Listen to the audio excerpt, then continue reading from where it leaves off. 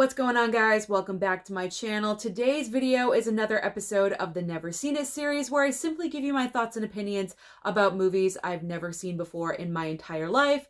Do I love them? Do I hate them? But most importantly, do I recommend them to you? Now, I usually say I have a best and the worst, but actually for this episode, there is no worst because out of everything I chose to watch the past couple of weeks, I highly enjoyed. So let's just start off with the best. What did I enjoy watching the most? It is Brokeback Mountain. Now, do keep in mind, I have seen Brokeback Mountain before in the past, but it's been about a decade.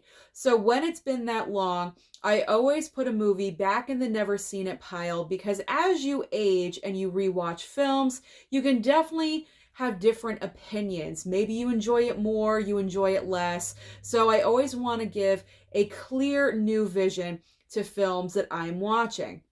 So when it comes to Brokeback Mountain, watching it again a decade later, and I made this a priority because I've been wanting to rewatch this for a few months now, and I always put it on the back burner, and I never get to it. So I made Brokeback Mountain a priority this month. I said, I am watching it. So it was one of the first movies I watched, and this film is just so beautiful. It's beautifully shot. The performances are beautiful. Everything about this. The love story is beautiful. What's a shame is that this film did not win Best Picture. I'm not really sure of the reason why, because I believe the film that won that year is Crash. Now, I've not seen that film, so I can't really go too harsh about that movie and say why it shouldn't have won Best Picture. But from what I've heard, it's not up to par with Brokeback. This was kind of the front runner to win, and Crash was ultimately the surprise winner. I don't know if the Academy just was not ready to hand the Best Picture award to a gay love story. If that is the reason, then that is a shame because love is love. Let's be honest. It doesn't matter if it's male, female, whatever. It doesn't matter. Love is love. This is a pure, true love story, and it's beautiful to watch, and I recommend it to everyone out there because as one of Heath Ledger's performances, we should watch it because we lost him way too early, and this is a fantastic example of his wonderful acting. So if you haven't seen Brokeback Mountain, please put it on your priority list. Okay, let's move on to a recent watch. I watched this a couple of nights ago. It is Field of Dreams. I'm trying to watch like Oscar nominated and award-winning films from the past and also current. That's the theme of March. And also some Meryl Streep thrown in. So you're going to see some Meryl in this pile as well because she's the most nominated actress or actor in general. 21 nominations. Anyway, let's move on to Field of Dreams. So that's the reason I chose Field of Dreams. It was past nominated for things. I don't believe it won any Oscars. Okay, so Field of Dreams. I enjoyed it. I kind of think this movie is overrated, just a smidge. I feel like when people talk about Field of Dreams or like sports movies in general, this is like an automatic, everyone's talking about Field of Dreams if you're talking about sports films. And I watched it, I embraced it. The ending kind of left you hanging just a little bit. Like it felt like it wasn't a full conclusion for a movie. I'm probably going to get hate comments for saying this, saying that the movie's overrated. But I don't know. It's like just an okay film to me. It's not like the best sports film on the planet. I can name at least 5 other sports movies that I think are way better than Field of Dreams, in my opinion. But it's a good movie, and it was a solid 4K transfer. There's nothing wrong with the film. It looked great. I don't know. It's just kind of basic. It's just kind of basic to me. Don't hate me. Don't hate me for saying it. Trust me, I'm glad I finally watched it, but I don't know. Like, I would, if I'm going for a sports movie, I would pull A League of Their Own or Rocky, something like that. I would not pull Field of Dreams. So don't hate me. Don't hate me. Okay. We got some Meryl. We got some Meryl here with Kramer versus Kramer. Now, this is a story about Meryl. Okay, let's get into this. Meryl is married, there we go, to Dustin Hoffman. Right in the beginning of the movie, she's very unhappy. She decides to leave. She abandons her son and her husband. I feel like she's just having like some kind of mental, like she's overwhelmed and she's having like a mental issue, like a mental breakdown of some kind. She just needs a long break. So she goes, she leaves the family pretty much. Dustin Hoffman, who is the breadwinner, he works like 100 hours a week, all of a sudden is now left with their son, and he has to take care of him, and he is so overwhelmed, and he's trying to balance everything. But then he gets into the groove, and he figures everything out because he has to. He has no choice. So he figures everything out, and in the end, here comes Meryl Streep. She's coming back again. Now she wants her kid, and so Dustin Hoffman doesn't want to do that because she left, So then they go to court. That's why it's Kramer versus Kramer. Now, this is a Best Picture winner. This is also Best Actor for Dustin Hoffman, Supporting Actress for Meryl, Director, and also Screenplay. So it's one of those movies that really dominated at the Oscars and won like the big 5 awards. Well, it's Supporting Actress, but still, won 5 major awards. I honestly am kind of confused as to why Meryl won Supporting Actress for this, because to be honest, she's not in the movie that much.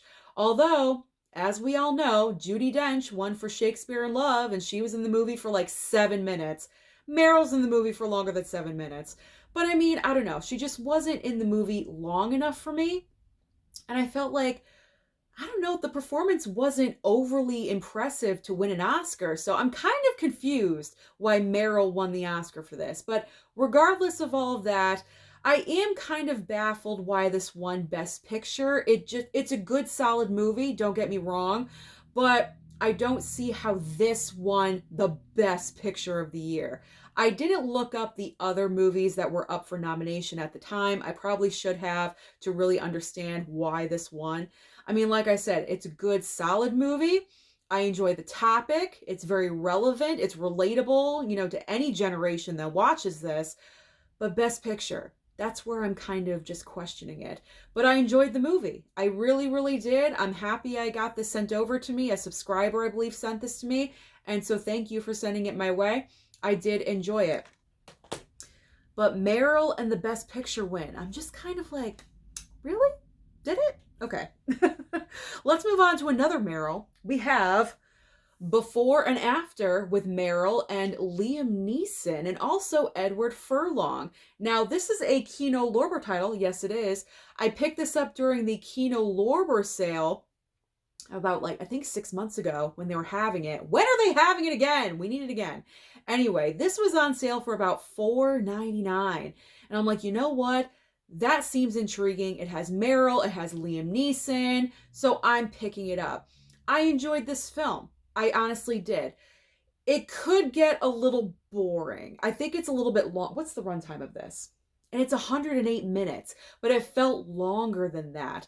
There were some stretches in the movie where I was feeling it. And I'm like, can we just get to the point of the entire movie? Are we going to trial? What's happening? Because Meryl and Liam Neeson in this film play a married couple. Edward Furlong is their son, and he's accused of a murder. So they're going to bat for their son, and they're trying to prove his innocence. And it sounded like a very intriguing movie. That's why I picked it up. But it's not so rewatchable for me, unfortunately. It's not a movie I would reach for on my shelf over and over and over again. It's a solid movie. It's good, but I think without Meryl, it wouldn't have been so good. She's really the star in this movie. Even though you got Liam Neeson and you have Edward Furlong. Edward Furlong doesn't even show up till about halfway through the film, so you can't really count him, I guess. But Meryl is really the selling point of this film, because without her, I don't think this movie would be as good. So it's a decent watch. So if you do want to pick it up like I did, Kino Lorber sale. Most likely, it'll probably be $4.99 again. That's when you pick it up. Do not pay full price for this film. It's not worth full price. But like I said, I enjoyed it for what it was. Just not so rewatchable. Okay, let's get into some 4K, shall we? We have My Best Friend's Wedding with Miss Julia Roberts and a very young Cameron Diaz. God, I miss her. I wish she wouldn't have retired. She needs to get back on screen. Okay, My Best Friend's Wedding. I've obviously seen this movie before, but it's probably been about 20 years. I'm not the biggest fan of rom-coms. I don't gravitate towards that genre. So this was like kind of a, wow, Susan picked up a romantic comedy on 4K. Yes, I did. Because out of all the romantic comedies that I have seen in the past, I have enjoyed My Best Friend's Wedding. This really was Julia Roberts' comeback back into the fold because she kind of went off the rails with her career and she was doing very weird projects, and she's known for rom-coms. Let's be honest. She started off with Pretty Woman. I know she did movies before that, but Pretty Woman was her breakout. Everyone knew her name after Pretty Woman, and she did a few similar movies after that, and then she went off the rails and did some weird wacky stuff, and this was her comeback, her welcome back into rom-coms. She's great in this movie. She really, really is. She's so comedic. She shows off her comedy chops so well in this film. She's fantastic. This 4K transfer is also fantastic. One of the best. So if you haven't picked up the 4K of My Best Friend's Wedding, I truly recommend that you do because the picture is awesome. It's just a fun movie. Am I bad for saying that I was rooting for Julia Roberts? Like, I wanted her to win. I wanted her to get the guy. That's probably very mean of me to say, but I don't know. I just wanted her to win. I didn't want Cameron Diaz, this little 22-year-old in the movie, to get the man of Julia Roberts' dreams. Let's be honest. I was rooting for Julia. But it's such a great, fun rom-com. It takes you back to the past, takes you down memory lane. It has all the fun songs in it. So this is one of the few rom-coms I do really highly enjoy. So I loved revisiting this on a fantastic looking 4K. So definitely pick up My Best Friend's Wedding. Okay. There's really not much to talk about this next one because it's Puss in Boots. I mean, I'm not going to dissect animation, but I picked this one up on a whim because, as I've mentioned before, I'm not a huge animation person. I don't need to pick up every animated title from DreamWorks or Disney or, whatever it is. But I picked up Puss in Boots. I like the slip cover. It's nice and slick and shiny, and it just caught my eye, so I picked it up. Watched it, highly enjoyed it. So I'm looking forward to watching Puss in Boots: The Last Wish. This was just a really fun animated title, and like I said, not much to dissect because it's animation. You know what I mean? Like, I can't really break down everything in an animated title. So simply put, I enjoyed Puss in Boots. Let's just move on. And it looked great, okay? It looked great on 4K. Now we have, very serious, we are going to Ordinary People. If you are not ready for a heavy drama, don't watch this movie. This is such a heavy movie. This was directed by Robert Redford. I believe the first movie he ever directed. It won Best Picture and also Best Supporting Actor for Timothy Hutton, who plays the young man right here. The young man. We're not re-editing this because I'm almost done. Let's just move on. So this movie is an extremely heavy drama. You have Donald Sutherland playing the father. You have Mary Tyler Moore playing the mother. And you have Timothy Hutton as the son. Now, what they're dealing with in this movie is that Timothy Hutton, playing the son as the character, tried to commit suicide. He lost his brother in a boating accident. He feels guilt about that. You have Mary Tyler Moore's character as the mother. She is extremely withdrawn from her living son. I feel like she was very attached to the other son. I feel like she preferred her other son over Timothy Hutton. And that's why she can't let go of the memory of her older son. It's this entire family dynamic that is just so messed up, so messed up. And the young son here is dealing with so many emotions. He feels guilty. He feels the lack of love and emotion from his mother. and it's just very difficult to watch at some moments. Like I said, this is heavy. This is a heavy drama. Best Picture winner? Like, wow. I should have looked up what other movies were going up against this one as well, because this is such a heavy film to win Best Picture. I mean, I could see why it would win Best Picture if it was so heavy, but man, like, you got to mentally prepare yourself if you're putting in Ordinary People. I did not know how heavy of a drama this is. Extremely serious, but it is a well-made movie. Very well done, very nice, and it was a nice picture. It's not a 4K Paramount Presents. It's Paramount Presents, but it's not 4K. But the picture on it was extremely nice. So Ordinary People, I'm not popping it in again anytime soon because, you know, I need some space. I need some space. I need some time to recover. I gotta watch some horror movies. All these Oscar nominees and winners are killing my emotions right now. But I did enjoy watching Ordinary People. I'm happy that I have it in my collection, especially because it is Paramount Presents. All right, one final title. I didn't watch too much, so this video is much shorter than what I normally put out for Never Seen It series. So the very last movie, very different. It won Best Picture. Let's see. 5 Academy Award winners, Best Picture, and I know Best Actor. We have The Artist. The Artist. This is a black and white silent film. What? I remember when this movie was nominated. I had heard about it, but I'd obviously never seen it before. I was way younger than what I am now. Let's not talk about it. And I always said, The Artist won? No! Because I enjoyed movies that year that were nominated so much better than, I'm thinking, you know, back then I wasn't about black and white films or silent films or anything like that. So having The Artist win Best Picture was definitely a surprise. And of course, the Best Actor win was a surprise as well. And for some reason, I always had like some kind of secret hatred towards this movie, towards The Artist, because it won, when I really never had any justification to hate this movie because I'd never watched it. So after watching it for the very first time, it is a good, solid movie. Again, I gotta remember which movies were up against this film to see if this win is justified. But I surprised myself because I actually did enjoy watching it. And it was very much like A Star is Born, I gotta be honest, because you have your main character here who is an actor. He's like the best. He's very well known, very popular actor. But as the movies are transitioning into talkies from silent film, he can't make that transition.